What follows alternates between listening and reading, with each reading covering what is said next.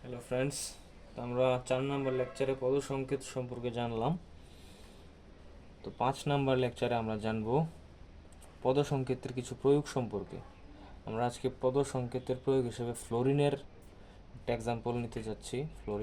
ফ্লোরিনের electron রয়েছে 9টি। এই 9টি ইলেকট্রনের বিন্যাস এখানে দেখানো হলো 2s1 2p 2p5। তো আমরা বলছিলাম যে আমাদের লাস্ট কক্ষপথে যে ইলেকট্রন আছে, যে অযুগ্ম ইলেকট্রন আছে, তাকে আমাদের বিবেচনায় আনতে হবে পদ সংকেত বের করার জন্য। তো আমরা লাস্টের যে অরবিটাল আছে একে আমরা বিভক্ত করলাম এভাবে। তো হুন্ডের নীতি অনুযায়ী আমরা 5টা ইলেকট্রনকে এইভাবে সজ্জিত করলাম।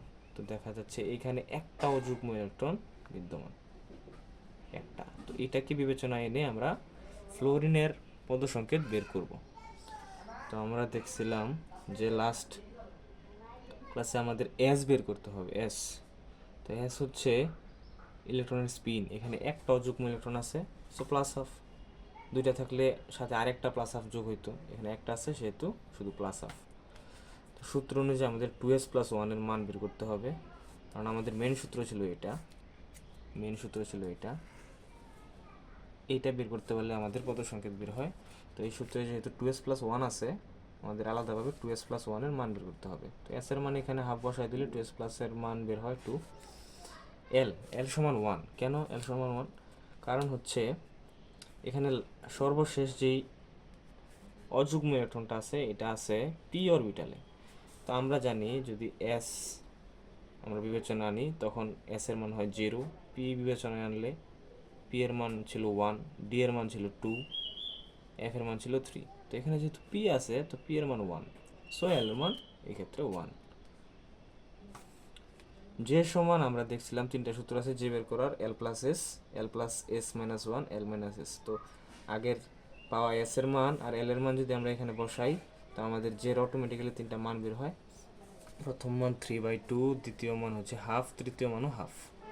তো আমাদের সূত্রে আমরা যদি এই মানগুলো বসাই দিই, 2s+1 এর মান ছিল 2, দেন এল এর মান ছিল পি বসাইলাম, জের একটা মান হচ্ছে 3/2, জের একটা মান হচ্ছে এখানে হাফ, জের আরেকটা মান হচ্ছে হাফ। তো এই তিনটাই হচ্ছে আমাদের নির্ণয় পদ সংকেত। পদ সংকেত থেকে স্থিতিপদ ব্যাপারটা একটু আলাদা। স্থিতিপদ নির্ণয়ের জন্য আমাদের একটু খেয়াল রাখতে হবে, দুইটা সূত্র খেয়াল রাখতে হবে।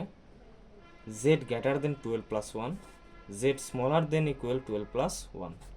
এটা বলতে আমরা কি বুঝি? এটা বলতে বুঝি এরকম, আমাদের যেই ইলেকট্রন বিন্যাসটা এখানে আছে, ইলেকট্রন বিন্যাসে সর্বশেষ কক্ষপথের যেই মানটা, ইলেকট্রনের মানটা, সর্বশেষ কক্ষপথের ইলেকট্রনের মোট মান কত? এখানে 5। এই 5টা হচ্ছে জেড এর মান, এটা হচ্ছে জেড এর মান, জেড।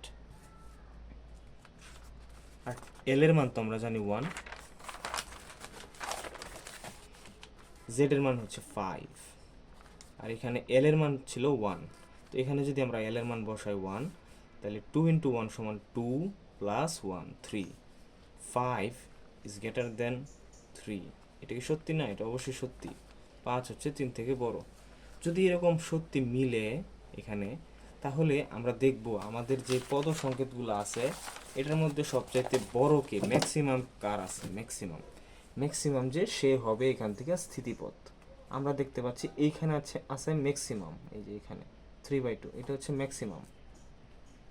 তো আমাদের স্থিতিপদ হবে এই যে এটা, স্থিতিপদ হবে 2p 3/2। আমরা একটু এখানে লিখি, অতএব স্থিতিপদ সমান 2p 3/2। যদি বাই এনি চান্স এরকম হইতো জেড এর মানটা এখানে 12+1 এর মান থেকে ছোট হচ্ছে, তখন আমরা দেখতাম যে এখানে মিনিমাম মান কোনটা আছে। এখানে মিনিমাম আছে এটা অথবা এটা, তো এটা তো সেমই, একটা লেখা যায়। এটা হচ্ছে এখানে মিনিমাম। তো আমরা বলতে পারি যদি আমাদের জেড এর মান 12+1 থেকে ছোট হতো তখন আমরা বিবেচনা আনতে পারতাম এইটাকে স্থিতি পদ হিসেবে। থ্যাংক ইউ, আমাদের ক্লাস শেষ।